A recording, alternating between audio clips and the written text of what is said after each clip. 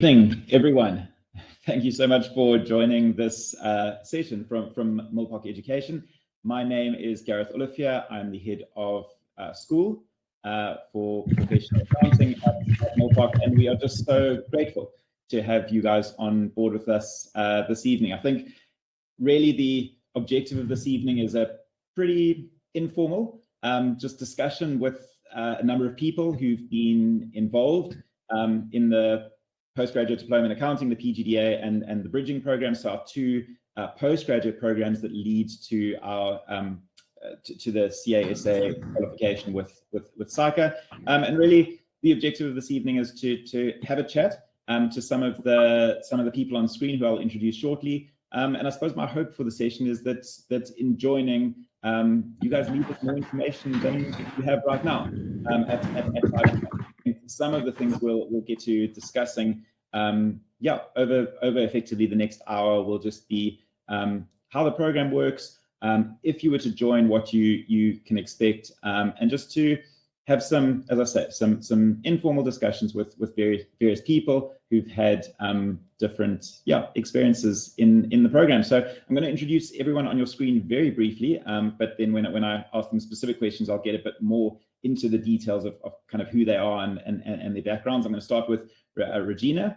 Regina is a former student of ours on the PGDA who subsequently passed the PGDA and passed SAICA's ITC with an incredibly interesting story, and I'm really excited, Regina, to dive into your story shortly.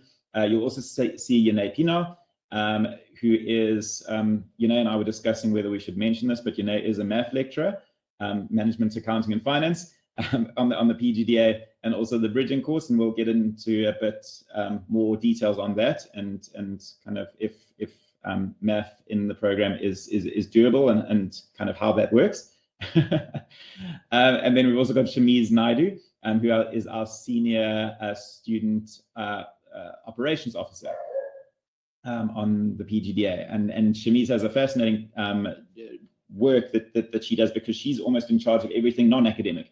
And oftentimes we think of these accounting programs as getting our journal entries and our numbers and all our strategic considerations correct, but there's a lot more to it in terms of running a well-oiled machine, I suppose. And that's really Shamiz's job. And Shamiz also does a lot of work around our student experience and some of the more psychological aspects and psychosocial aspects, because I think for anyone who's been part of any kind of accounting program in the past, we know that the program can be a lot more than just a technical challenge.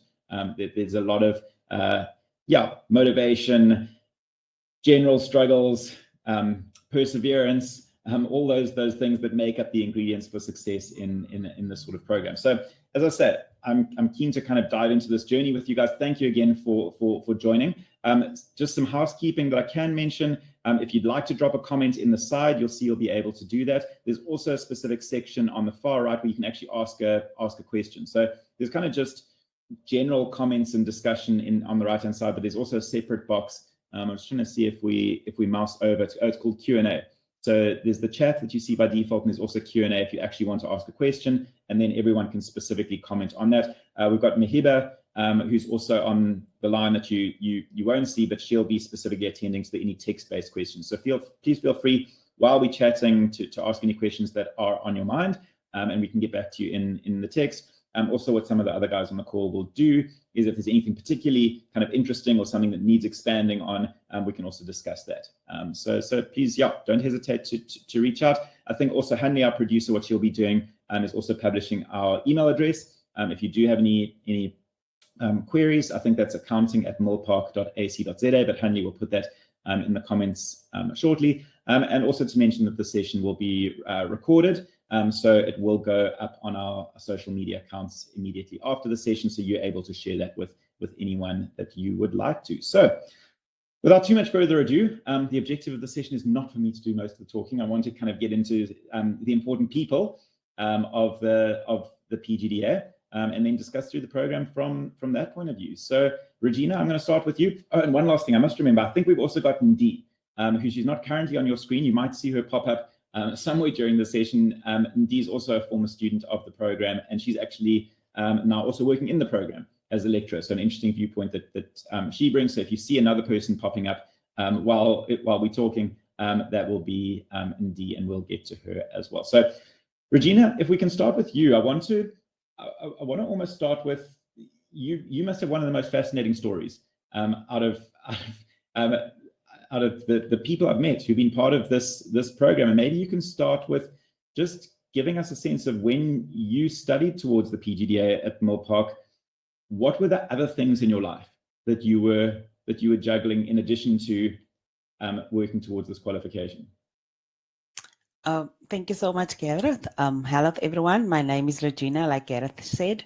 I started doing my PGDA in 2022. So when I did that, I was working full-time as a lecturer at a college in the Western Cape, where I taught accounting and mathematics to college students. And I was also, I am still a mother of 3 kids. While I was studying, the oldest was 7 years old, and the middle one 3, and the other one 2.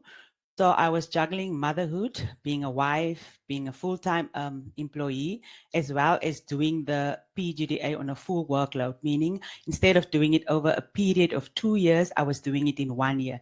So I was trying to actually manage my time, manage my responsibilities. So basically, I just decided I want to do it in 1 year, and all the other things, like I said, the motherhood, the work, and everything was also part of the year in the duties that I needed to juggle. Sure. And I mean, Regina, just to give us, a sense, I suppose a lot of people, the PGDA, the final year before kind of going on to SAICA's board exam, it's known as one of, even if you study full-time, it's known as kind of one of the most demanding qualifications that you can do. What did that look like from a day-to-day perspective in terms of being a mom, having a full-time job, also basically having full-time study on?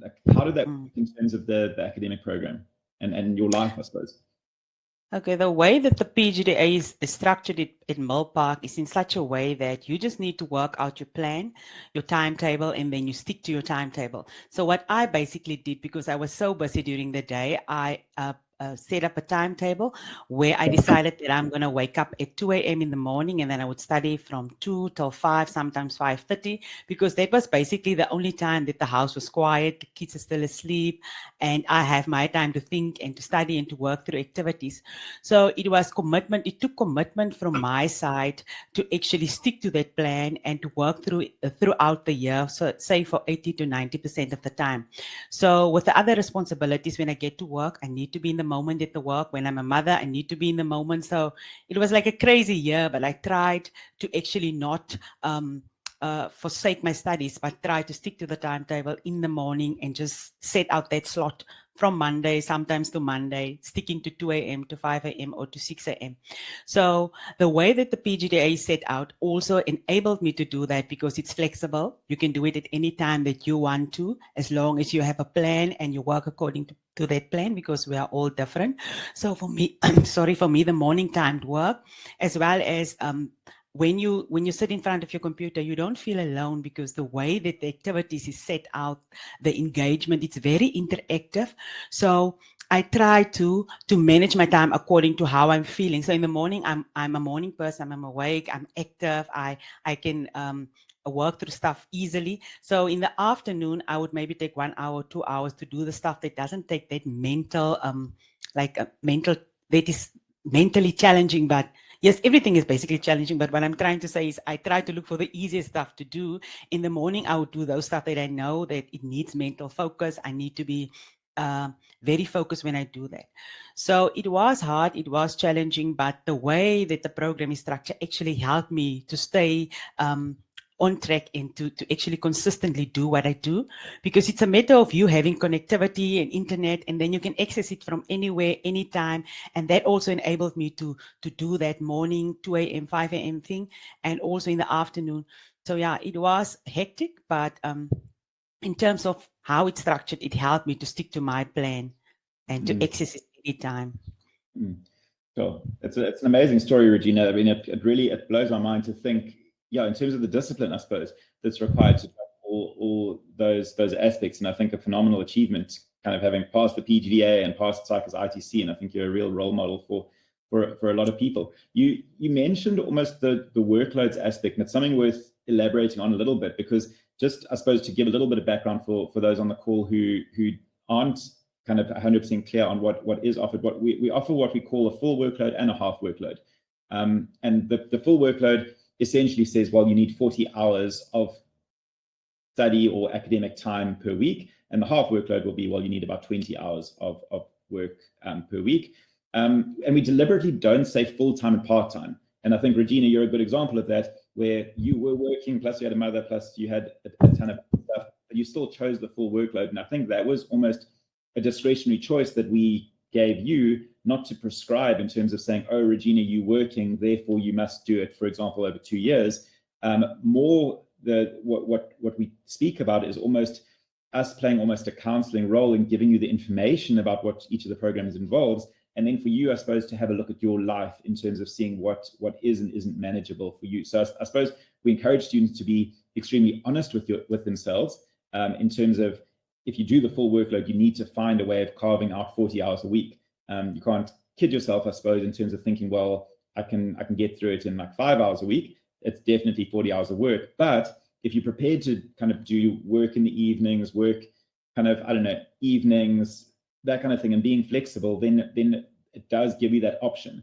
But likewise, for students who just simply say, wow, I can really only give 20 hours a week, then that option is to do the half workload, and that then spreads the PGDA out over 2 years, but effectively at the same cost. That cost basically gets spread over 2 portions over 2 years. So what we hope that students do in making that decision is kind of choosing a workload that's appropriate for their life. We don't prescribe, but we say, well, full workload 40 hours, half workload 20 hours. You make the decision in terms of kind of what's useful for your life. Regina, what was your kind of thinking on that in terms of choosing the full workload with all your commitments, and how did you go about making that decision? Firstly, I spoke to my husband. We had like a meeting looking at how we are going to incorporate this course into our lives, because he needed to take on some of the responsibilities that I was normally doing. So planning was very important for me to actually look at, am I able to do the 40 hours or the 20-hour workload? But because I knew that once I'm committed, I'm able to actually execute on a daily basis, I decided, and my husband also agreed with his support, that we can try, or I can try to do the 40-hour workload. And I said to myself, now the ball is in my court. I just need to play my part. I need to be committed to what we have decided as a household on, and I just need to sacrifice this year. So it's like you said, Gareth, it's about looking at how your lives look like and how this course will fit into your life, because you don't want to choose an option that will frustrate you.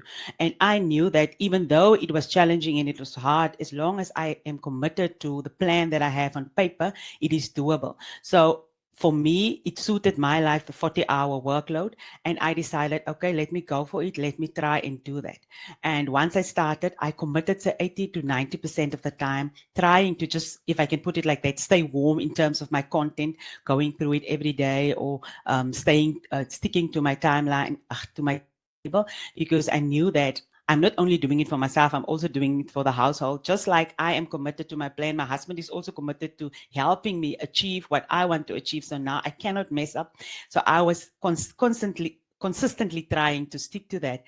And because of the way that it was structured, I was able to also stick to that and just to work through the weekly content. And yes, it gets tiring at times and you feel a bit down at times, but as long as you know that you are staying warm, you're not blocking out the total week or 2 weeks and then you start studying. I was constantly on a weekly basis, on a daily basis, going through my work.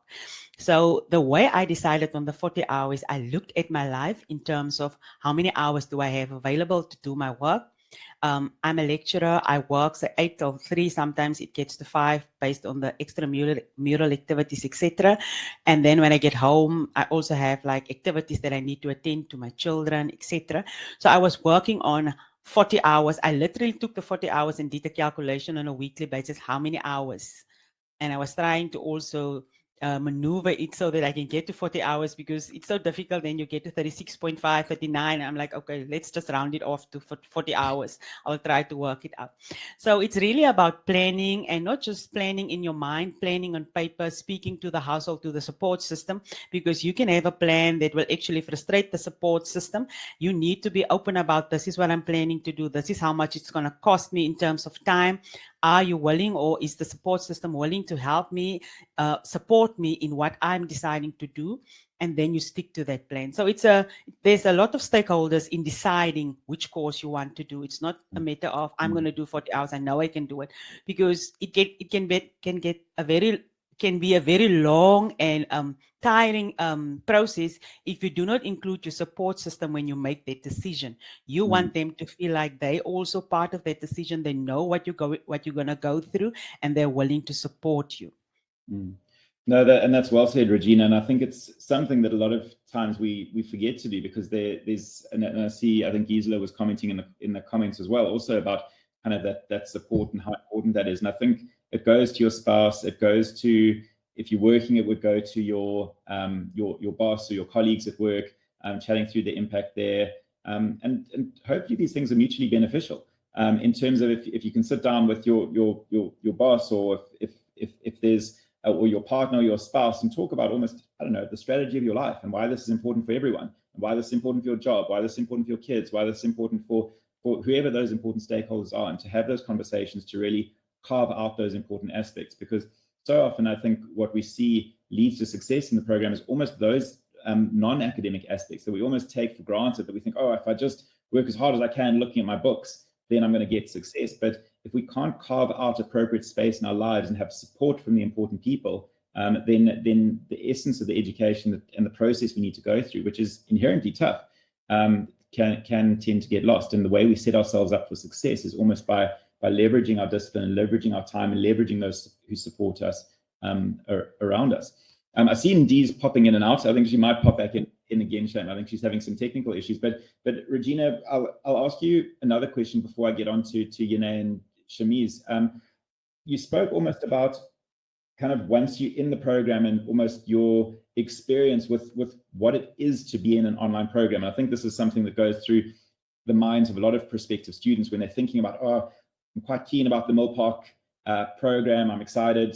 The ITC results look good for Milpark, and I've heard people have enjoyed the program and that sort of thing. But there's almost that being a bit tentative in terms of, like, what does it actually look like? What does it actually feel like when you're on the ground? And Regina, I suppose that goes to my question in terms of when you joined the program. I mean, of course, there's material to work through, and there's I guess live sessions to attend. But in terms of, I suppose, those support structures, both from lecturers and students in the program, I suppose the overall community of learning, I suppose we could call it. What was your experience in that, and how important that was to contribute to your success? Thank you so much. At first, Gareth, I thought when I applied to study the PGDA, when you're doing an online education, in my mind, it was like you and your books, and then you are just left alone. But what I've experienced from Milpark is the fact that you feel included in the program. From the get-go, there's structures in place that actually help you to navigate your way through the course and the content, etc. So in my case, when I joined the PGDA Milpark course, I was so excited because as part of the activities, there's a certain section where you do engagement activities. And in those activities, you are tasked to introduce yourself on a platform called Yammer. And on that platform, you learn and you read about other students, where they're coming from, what they did in the previous year, etc. So there at the beginning already, they're creating an environment where you feel like, okay, I'm not alone that's working, or I'm not alone, there's a mother, or I'm not alone that's maybe doing something different. So you learn a lot about other students, and that also enables you to reach out to students that have maybe similar circumstances for you to form accountability partners. So from the get-go, you're not alone. And then there are also other support services that Milpark offers, support services like one-on-one consultation with lecturers of your choice in the content that you struggle with. Then we have the email that you can send to your lecturer when you are maybe stuck with work that's content related. There's also the Friday drop-in sessions where students come together and then they just discuss. It's not really content based, but you discuss about how was your week, maybe any frustrations that you're going through, tips that others are sharing, how they're dealing with certain content. And we just share and laugh and share our challenges, etc. So there's so many support services provided. What you need to do is just you need to reach out. So what I did, I tried all of them. I did one-on-one consultations. I attended live sessions. I sent an email just to see what works for me. I even reached out to an accountability partner. So I think the reason why I actually passed this PGDA is because of the support services that's available. Yes, there's content. It's a lot that you need to go through. There's excellent lecturers that presents the content in such an amazing way, and they focus on understanding and getting you to understand the content. But there's also the mental thing that you also need to work on, because there's times that you experience challenges in terms of the content. You maybe failed a test here and there, and there's all different services that can help you to pick yourself up again and to continue going. So that's what kept me in the system and kept me going, because of all the other things that I could reach out to in different stages of my life during the course of the PGDA. So in terms of what Milpark offers, it's not just online lessons that you get and then you study. There's so many things behind that. There's support services, there's interactive lessons, there's quizzes, there's amazing lecturers, there is a Yammer where you can post questions if you do not understand. So it's almost like a buffet of things that they offer, and you just need to pick what you like to actually go with. So I was so thankful and so grateful for the amazing service that I've received, and I was able to actually go through the journey. Yes, it's challenging, but I had the opportunity to do it with the fact that I know that when I'm stuck or when I'm struggling, there's multiple services that I can reach out to. That's awesome, Regina. Yeah, thank you. I'm so glad that you've experienced it like that, because I think what we try to almost bake into the DNA of the program is almost that experience, like you know your lecturers, like you know the students around you, like you're almost attending a program, almost maybe that some students would associate with going to a university, and almost that whole environment and community. Because, as I say, when we're doing these tough things, those are the types of things that keep us going. If it's just you and the computer, that sometimes be a step too far. But when you're doing these hard things together with a community, that's sort of can be the magic source of what makes this sort of thing possible. Dee, I'm going to grab you because I think you're having some connection problems. So while I can see your smiling face, I'm going to come to you and ask a few questions, and I'd love to kind of hear just a bit of background on your story. And I think, well, you've almost wear two hats in this conversation, in terms of you were a former student on the PGDA. So I'm interested to hear kind of your background, kind of in joining the program, your workload, and kind of how you experienced the program. And then also, once we've chatted through a bit that, then we'll also dive into a bit of you now being a lecturer on the program and actually being involved from the other side. So fascinated to hear your story, and maybe kick us off with your background as a student, Indeed. Thanks, Gareth. My journey has been long. I think that's one thing to sum it up. I did my first attempt of PGDA in 2014, and I did it with vets at that time, and that's why I failed my PGDA. And I think after that, I was just like, I think I'm done with this PGDA thing. It's hectic. I can't do this. So fast forward 2021, I heard about Milpark, and I read the reviews around Milpark, and I was like, I think I want to be part of this. Mentally, I think I am ready because I know how hectic it is. And I applied, I was accepted. And for the first time in my study journey, I went through studying and learning, not just going through a process. And for the first time, I enjoyed studying. I think the approach in how things were done at Milpark was like a good shocker.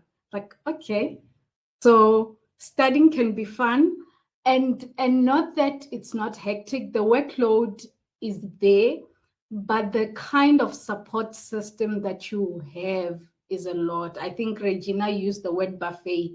You pick and choose what works for you. You may not use everything available for you, but there's certainly something that you can identify with and will of course help. So I liked the fact that at that point I was working. Unlike Regina, I'm not a morning person. So don't try wake me up in the 2 a.m.s. I won't wake up. But what I liked is for someone who was working a hectic job in finance, in corporate, I found that I was not alone. I could wake up and I could book a 6 o'clock consult and find that there are slots in the morning before I go to work. And I knock off very late. I could still find slots in the late hours of the day that accommodated my work schedule. So it was not a lonely journey. And I had a study buddy, which I found through in one of the live sessions. I remember just typing, is there anyone who's doing half workload? These are the courses that I'm doing, because I did my bridging with half work. And there were a few people that were interested. We started a group, but out of the few that I had, I identified with one the most. And we stayed in this journey in our bridging and our PGDA course. And it was a very reliable support structure, someone we could keep accountable with our studies. And I found that it really helped. I didn't feel like I was alone at all. At some point, I remember just making fun on Nyame on something that happened in the live session, and students jumped in to comment on that. So those are the things that you do in a normal contact university, wherein you make fun of the lecturer if you want to, and students chip in. So I was that naughty student who would do that, put it on Nyame, and we would laugh about it. And I think that's what kept the community going. And for the first time for me, I remember when I did my bridging course, my first test, and the marks were quite good compared to what I had when I did my first attempt of PGDA and my test 1 results. It actually pushed me and revived that that thing in me that I can do this, it's worth it. But at some point, I think when I was doing FR, because I struggled a lot with FR in undergrad and when I did my PGDA, I was just struggling to focus more around it. And I remember reaching out to our student support, our psychologist, and I had a few sessions with him. And wow, it's amazing that learning is not just about learning, but it matters the support that you have, people who listen to you, even though they don't have the detail of the academic info that you are working with, but the fact that they are there to listen and help you navigate the program, that for me was quite useful. And I find that sometimes when you have failed, you battle emotionally to keep through the journey, because failure has a way of just pulling you down and you think you're not worth it. You value yourself less. But after a few sessions, I actually saw my worth again, and I did quite well. And I think bridging and PGDA, for me, they were both a rememberable journey in a very good way. I wouldn't change that for anything. And when I was doing my PGDA, I thought, wow, if there's an opportunity to come back, I definitely would want to come back and join this amazing team. And lo and behold, I joined the amazing team, and they're still amazing people, even from the other side. So I'm quite grateful to be part of the team. Thank you. And we've loved getting to know you, Indy. I mean, I think we've had it's always interesting, because it's one thing to be on a journey with students, but then I mean, you join our staff meetings and we meet in person, and it's just amazing to see that transition. And now I want to ask you a little bit about kind of your experience as almost on the other side of the fence now, because you've seen almost the student side of things as a student, and now you kind of walking the talk as a lecturer. And maybe I'll start with almost the things that you discuss with students. So students can book you for consultations to sit down and chat one-on-one with you. What do you find the things that, what are you discussing with students when students want to chat to you and talk about their progress? So consults are one of my favorite things about my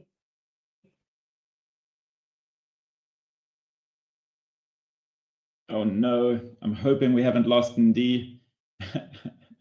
Okay, I think her internet connection is breaking up a little bit. I can't wait to hear her answer. But I'm going to jump straight into you because you almost bring I already mentioned that for your sins you're a math lecturer, and you've got you've got an interesting background in terms of kind of the role you play, and we'll kind of get into a little bit of kind of where you've been kind of before coming into teaching the program, and now that you're in the program. Maybe we can start off with just almost what you love about your job, and whether it's consultations or your involvement in students, but what's kind of the stuff that gets you out of bed in the morning or in terms of kind of being involved and kind of running this program from a math point of view. Cool, thanks Gareth. Hi everyone. One of the things that gets me out of bed is hearing the stories like Regina's story and like Ndee's story, and knowing that in this program we make a difference. And that is truly like something that I can say that I feel that we do. And everybody on the team, like the lecturing team, I've never met such a team of compassionate people that really care about the student's journey. And it's so great to hear the feedback from Regina, to hear the feedback from Ndee, that they can sense that and that they feel supported and that they feel cared for. Because coming from a contact space, that's the first question that I get from other colleagues, to say, but don't you miss that connection, standing in front of a class, seeing the students, how can it be personal? But it totally is, because of everything that Regina mentioned, all the support that's available, the connection points that you have with students, if it is in a consult, if it is in a live session, if it is via a chat, there are those connection points, and that you can journey with students. And maybe to flip what Regina said around, I always use the word buffet when I talk to the students about the different support that's available. Because you can really get out of this program what you want to get out of it, with as much or as little support that you want. And if students really engage, and if you really make use of the support wisely, we can interact with you and we can walk a road with you if that's the kind of support that you need. And we just finished our half-year intake for last year, the P22S guys. And just chatting with some of them again after they've written their exams, comments coming in, students saying things like, even though they, if it maybe didn't even go well, even if they maybe failed the program, they've learned so much and they've enjoyed so much being part of this experience, that regardless of the outcome, they feel a better person for it. And hearing things like that, I'm getting goosebumps as I'm saying it, because hearing things like that with students, just the learning experience, regardless of the outcome, was so worth it for them. Things like that, makes my heart so warm. Yeah. Oh, that's awesome, And I'm going to jump back to you, but I see Ndee, you're back in the game. So I'm going to get back into you, because when we lost you, I flipped straight into chatting to Yane about what she loves about your job. And I think that was kind of about what you were going to chat a bit about, in terms of, I think I asked you about consultations and what you speak to students about when you consult with them. Sorry.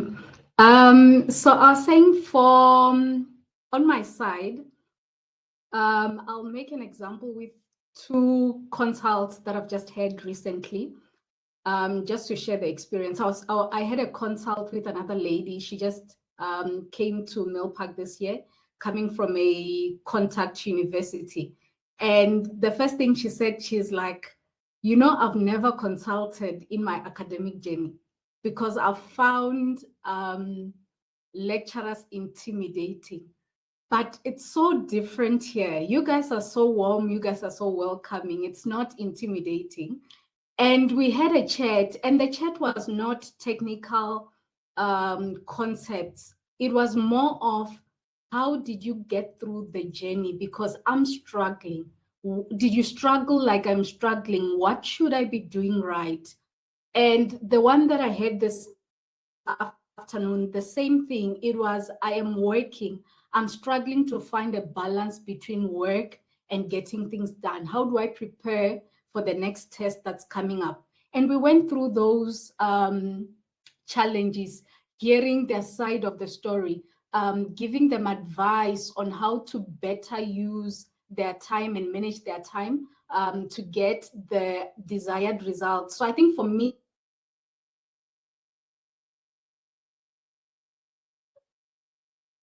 oh no, and there Ndie goes again.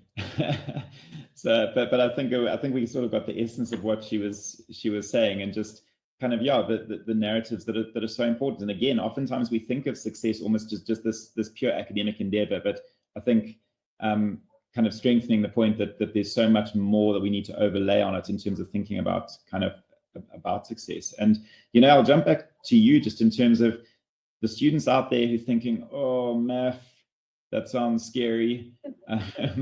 What would you say to those guys? I mean, you must get that a lot, where students are like, oh, Yes. I like all the subjects except math. I know. If I had R5 for every time a student told me that, I probably wouldn't have needed to work anymore.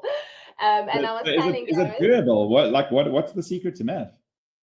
Yeah, I think the secret to math, it's totally doable. And Regina is a testament of that. There she's sitting, like, it's totally doable. And I think the one thing that we really punt in this course for math is striving for understanding.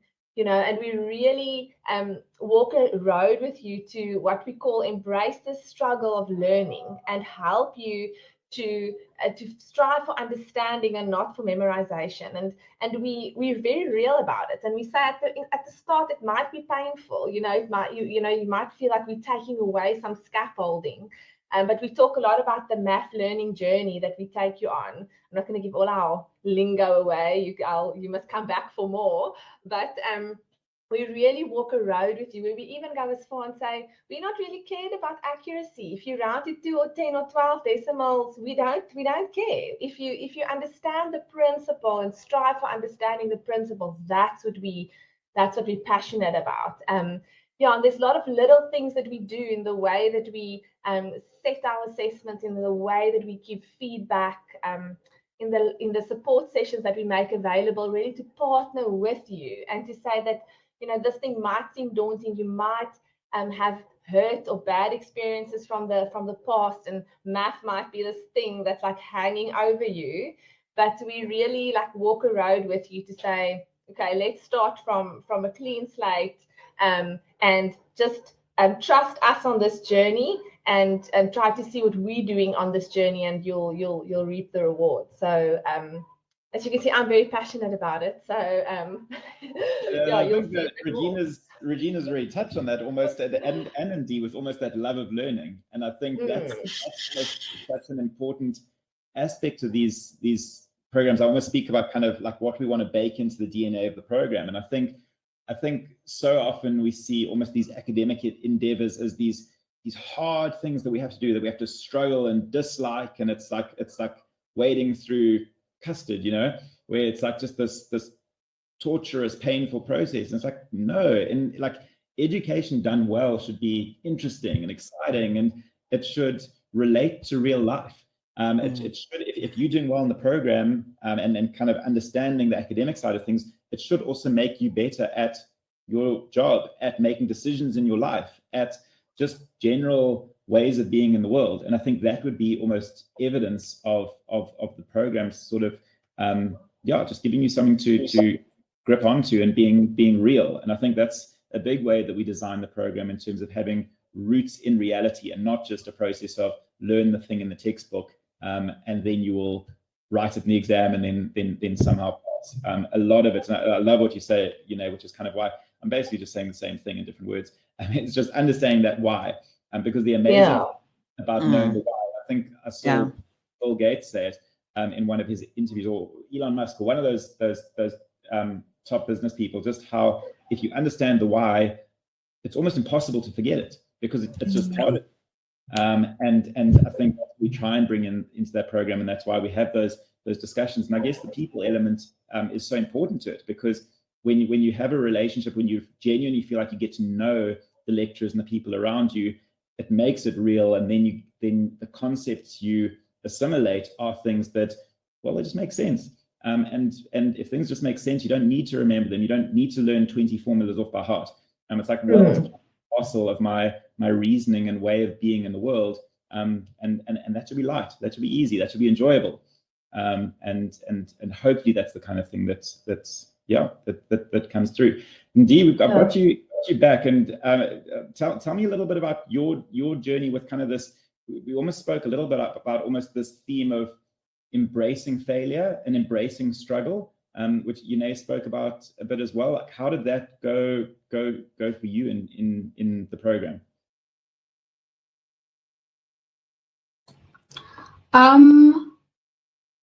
So I think what I've liked, right, is with every test, you get a very comprehensive feedback, right? Firstly, the feedback is in you get your script back. It has markers, comments there, and then you get the feedback, which the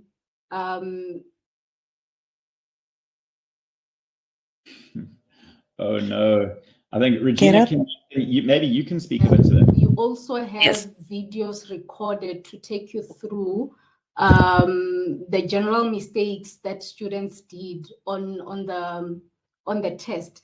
So I found that when you have failed any test.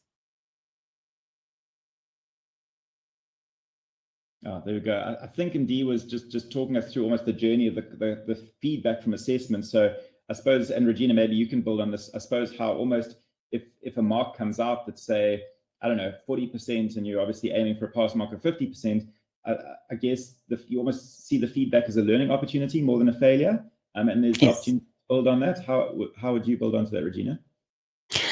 Before I answer that, Gareth, I just want to say to Yune, I actually enjoyed the math. The lecturers were so passionate, and they really, when she said they focus on understanding, they really do focus on understanding. She has her own lingua about the 3 bums on the bench, the how, the what, you see. So I really enjoyed the way it was presented, the way that they brought the management accounting to life and how they related to real life examples. Yes, at first it was challenging because they really start from the basics. So if your foundation is not solid, then you will feel and see the cracks, but they build and they explain it in such a way that once you understand it, you can actually take it through to ITC. So with math, during the first and the second term, we wrote test 1, test 2. So I didn't pass my test 1 and test 2. So I failed test 1 and test 2. And that was actually my first time failing a test. So it wasn't easy to accept that you failed, but I've learned to redefine failure for myself, because failure can destroy you if you don't use it to your advantage, if you don't learn from it, and if you don't use it in a way that it can actually propel you to better heights or to higher heights. So in terms of failing my math test, I got 46 for the first test, but it was a funny fail because for me, I was excited, yet I failed because I could see how I understood the stuff. And like Ndee said, you get the markers feedback, you look at your test, you do a reconciliation between what you wrote and what you were supposed to write, or their explanation of what they were looking for, and you build on that. But when I looked at that, I saw that it's a matter of just working on my exam technique. It's not really content-based, because it is a matter of focusing too much on getting the number right instead of showing the marker or the lecturer that you understand the principle. So I started focusing on those small things of improving my exam technique, focusing on showing the marker that I am competent instead of trying to complete the whole thing, getting the numbers 100%, balancing everything. So there's a lot of things that I've learned in terms of failure. It's about how you look at it. When you fail, how do you feel when you fail? Yes, it's not a nice thing to fail, and the feeling that goes with it, you must acknowledge it. But what I've learned from it, I don't have to sit in it for too long. I can acknowledge it, I can work through it, and then I can just use that to better me in the next test, because failure is just showing me what I need to improve on. So yes, I've failed numerous tests on my journey. It's not like I've passed from the get-go every test going forward, but I've learned each and every time that I failed, oh, don't do that. Next time, remember to reference your journal, do this, do that. So each time that I was failing, I was looking at it and looking at the incremental gains. So I failed maybe 46. Next time I failed 48. There's a 2% gain.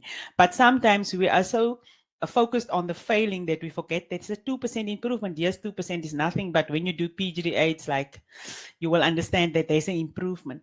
So I needed to have a positive relationship with failure. I didn't want failure to actually drag me down and to leave me there, and then I'm just in this hole of thinking that I will never get through this. With my undergrad, I passed and I got good marks, but when it got to PGDA, I was failing here and there in the test. So it really had a knock on my mental health. Not like, how do I deal with this? What do I do with failure? It's the first time failing. How do I define this? So it's a matter of doing an inside job as well, looking at your failure and saying, how can I use this to actually improve going forward? And when I wrote the ITC, I was so, maybe it will sound funny to say it, I was so used to failing, but failing forward, that I was no longer afraid of failing. I was creating the environment for myself to fail and to see where can I improve. So by the time I got to ITC, I knew I was prepared. I was ready. Failure wasn't going to get to me. Even if I was failing in the practice questions, failing here and there in the test, I was so ready to tackle this thing because my mindset was like failure proof, if I can put it that way. That yes, failure is part of the journey. So what? I'm going to make the best of it going forward. I'm going to use and learn from it, but I'm not going to allow it to actually just keep me there. So in terms of the process that Milpark has in place, I like the markers' feedback. I like the feedback that the lecturers normally do after a test, and they would look at overall mistakes that students made, and they will talk about this. This was the overall question that was answered poorly, but not because of content, maybe because of exam technique. So I listened to all those things, and I tried to incorporate it in my next test. So each and every time that I went to write a test, I went in with a strategy. So say test 1, my strategy is to finish reading within the reading time, because that is also a problem. Next strategy is maybe round off your numbers, make up numbers for totals, because that's what they're saying. They just want to see that you know that you must add up. So don't go and re-add all the stuff, because it's taking time. So you need to weigh up the cost versus the benefit. Is it worth it? Calculating all those, adding up all those things just to get 1 mark, or can I just make an assumption and move on? So I've learned all those smaller things, because the focus is to focus on competence instead of completeness. You focus on understanding rather than showing that you can finish this whole question paper and getting everything perfect. So I've learned so many things, that it's about failing, but failing forward, and using failure to actually help you and propel you and to better you in your next test or in your next exam that you need to do. And all those things that I'm talking about is actually what has been imparted in me from lecturers, lecturers that are very caring, that wants you to succeed. They keep on saying, at first, I didn't want to accept the fact that they were saying, forget about completeness, focus on competence. I'm like, no, I really want to get this number right. But then I realized getting this number right is not getting me a pass. So then the lecturers were right. Focus on competence. You know that this is the number that I need to pull through. So even if it's wrong, make the assumption, pull it through, and show that you know the principle. I started applying those things, and I saw my marks improving, and I'm like, okay, I can do this. No, Regina, and as I think Sanela says in the comments, that it's an amazing attitude towards failure as almost that opportunity to learn, rather than almost a judgment on yourself. And I think that sounds like something that stood you in excellent stead in the process.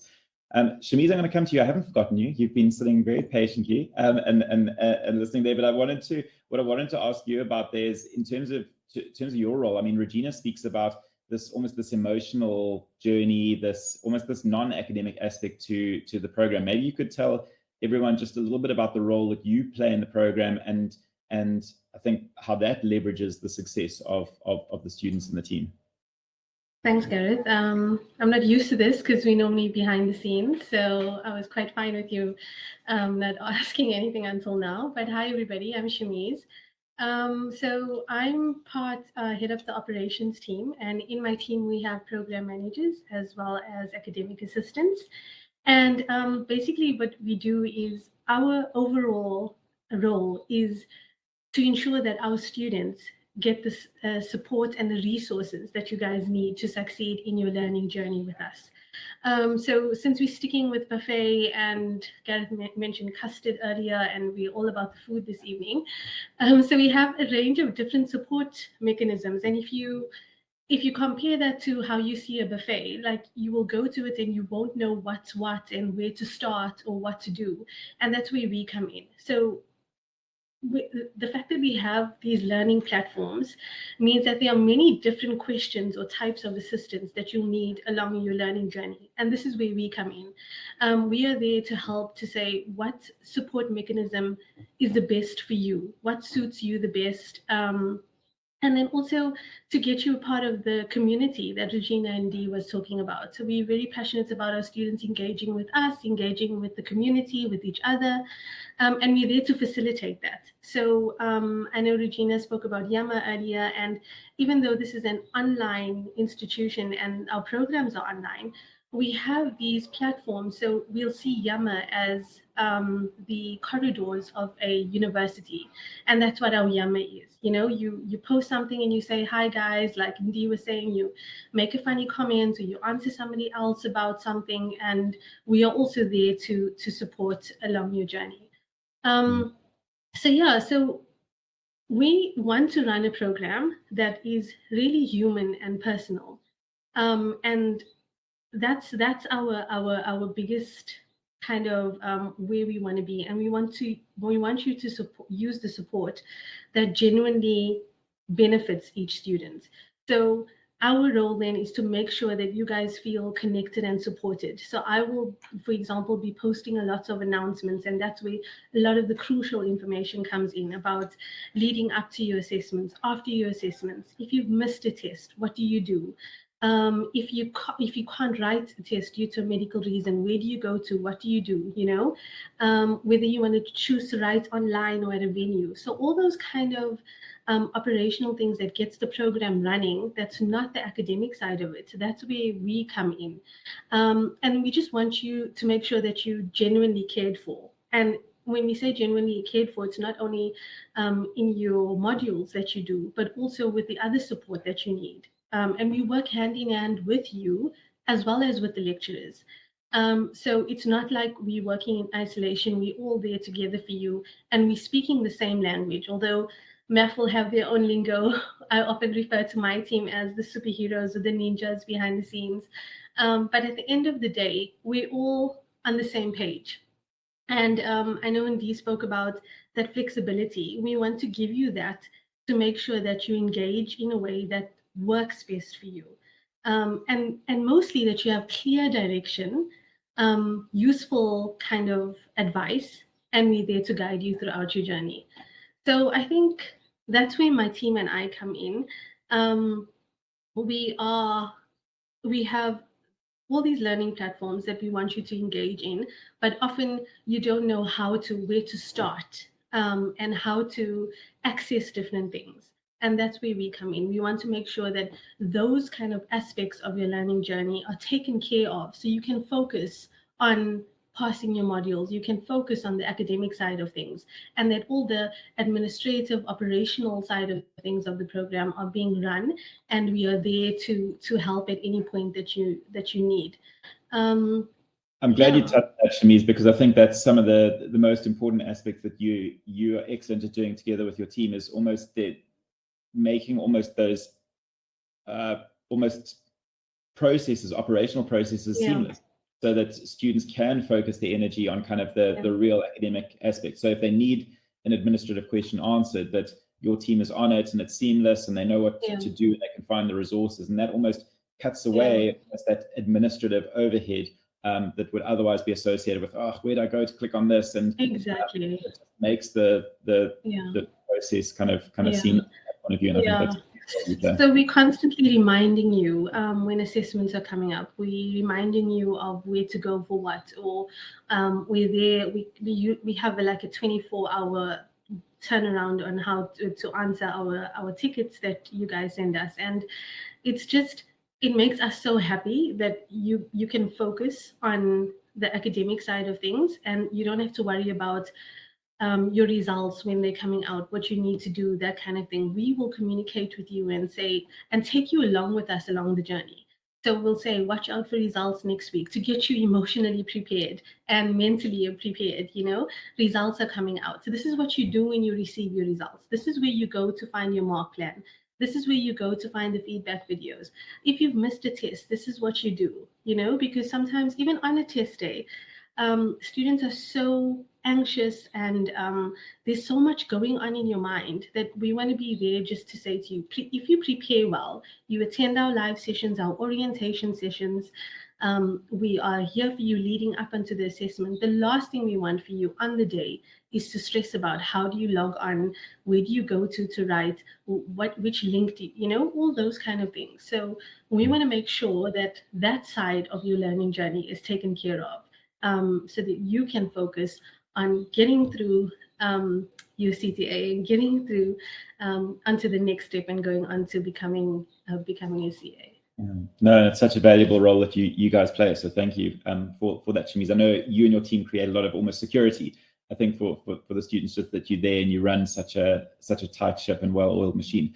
I want to touch a little bit on some of the questions that we aiming to end at 6. So we've got about 4 minutes and maybe another 30 seconds after that, but we'll try and end at 6. I just want to touch on one of the questions that I thought was interesting, and maybe Ndie, you can maybe comment on this one in terms of using. A lot of students are transitioning from different universities, coming either into the bridging program or the PGDA. And I suppose students have questions on, I suppose, the degree to which undergraduate knowledge is needed or relied on in the bridging course or PGDA. How did you find almost your pre-existing knowledge that you brought into the Milpark programs? How did you think about that in your journey, almost in transitioning across to Milpark? I think in terms of content, I didn't feel less equipped coming from my previous university to Milpark. There was sufficient content knowledge that I had. And I think that's something that we need to acknowledge, that the educational system is somehow facilitated or governed. So it's not like you'll be less prepared for what you're applying for. And we are not expecting you to come in knowing. That's why the learning process. So acknowledge that there are things you will know from your previous studies, but there are things you don't know. And that's precisely why you are registering with us, so that you can learn. And I think it's something, and that's well said, Ndie. I think it's something that we're quite acutely aware of, that of course, Milpark has launched a BCom in accounting from the beginning of this year, which we really proud of, and we're glad we've got going. But at the moment, only the first year of the BCom is running, and then that'll build into a second and third year of the BCom until we've got the full chain going into our postgrad. But actually all of our students currently come in from other institutions. So we're acutely aware of the fact that students are coming in from, say, 20 different institutions across the country. And therefore, when we design the program and tailor the content, we're acutely aware of needing to start with almost those common denominators and not overly assume knowledge from undergrads. So we, of course, can't go back all the way to first year in terms of knowledge, but we do understand that different institutions begin and end at different levels, and therefore we need to be inclusive in the process of bringing everyone along on the journey. So we're not going to say, oh, well, just guys, we know you know Consolidations, just assume that you know IFRS 3 from undergrad, and then we move on to the tough stuff. I think there's a real acknowledgement of, let's get the core foundational aspects in place, the core concepts, and from there we can build into the complexities. I think we're pretty much out of time, guys. This hour has really flown. I'd really like to thank all you guys for joining us. And guys, for those of you on the session, as I said at the beginning, my objective with the session is that now, an hour later at 6 o'clock, you've got more information than you had at 5 o'clock. If you've got that, then I think mission accomplished. And I hope you're sitting in that session. And we're really excited to start our intakes in July. Our bridging program starts on the 10th of July. Our PGDA starts on the 17th of July. So still quite a lot of time to register if you need to. I think the applications are already open on the CA Connect website, so you can head off to caconnect.co.za and apply. And yeah, all the information should be there. Thank you for all the comments. I haven't had a chance to look at all the questions and Q&A that have been going on, but I'm sure the team has been answering the questions there. If you did have questions that didn't get answered, please feel free to use that email address, accounting@milpark.ac.za. Shamiz and her team, as well as the academics on top of that, we do our best to get back to you in one business day. And yeah, we really want to I suppose help you feel comfortable. Hopefully, if you're thinking of joining us, I think the last thing you want to feel is like, oh, I'm going into this program and I don't know what it's about. If you've got questions, ask us. We won't be offended if you reply and ask follow-on questions. We want to facilitate this in a lot of ways, feeling like a home for you, and being most there to support you. Yeah, Shamiz, go ahead.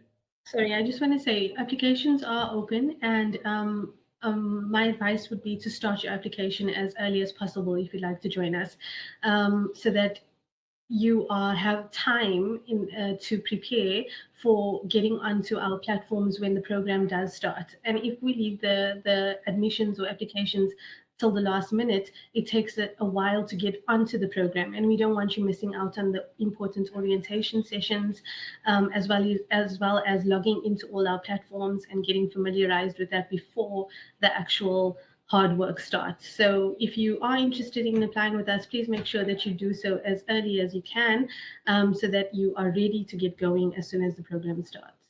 Yeah, no, thank you for adding that, Shamiz. That's yeah, important information, and it's one of those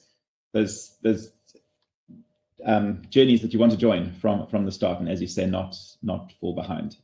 But yeah, guys, I think with that, thank you again. Thank you for everyone who joined us, and thank you especially to my panel. You guys have been amazing. I feel like we could have gone on for like another hour, because you guys are so full of stories, especially Ndie and Regina. I love your stories, and I think I could sit here all evening listening to you guys, especially to you guys. Well done. Phenomenal journey. So proud of you guys that you passed the PGDA, passed ITC. Yeah, we're really just proud to have you as part of our alumni, and then Ndie as part of the lecturing team. And Yune, thanks for your insight. Thanks for, hopefully we've got a few less fears around math. So some excellent pointers that you shared. A lot more of that to come in the program, I'm sure. And Shamiz, yeah, to you for sharing your insight around the process we run together with your team. So guys, thank you all. The recording will be up shortly after we're done. So having registered for this, you'll get the link. So if you wanted to share it with friends, colleagues, or anything like that, it'll also be up on our social media. But yeah, thank you again for joining us. And we hope to see you soon as part of our programs.